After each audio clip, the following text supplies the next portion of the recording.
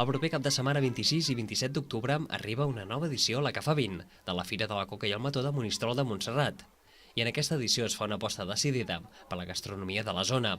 Després d'experiències anteriors, aquesta vegada es potencia aquesta vessant, amb un espai de restaurant que oferirà una desena de propostes elaborades per restauradors de la gastronomia de Montserrat. Aquest any doncs, tenim dins de la fira una novetat important, que vull dir que és l'any passat ja vam fer els tastets de la gastronomia del Montserrat i veient doncs, que jo tenia doncs, un atractiu i un potencial.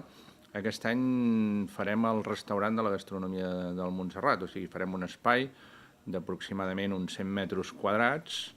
En aquest espai es faran masterclass de cuina i també un taller de gin tònics. Però a banda d'aquesta proposta, el que no hi pot faltar són les tradicionals parades, que aquest any s'han incrementat i arriben al centenar. 10 d'aquestes estaran dedicades a productes reis de la fira, com és el mató.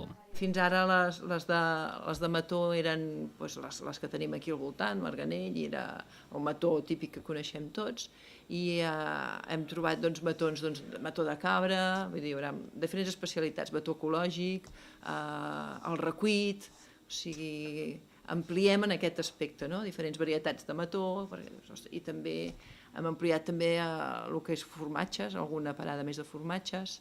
Els forners del municipi també s'han unit per fer una parada conjunta amb la tradicional coca de Monistrol de Montserrat. La fira obrirà portes el dissabte dia 26 a les 10 del matí i la inauguració oficial es farà al migdia amb la presència de Joan Rigol, president del Patronat de la Muntanya de Montserrat.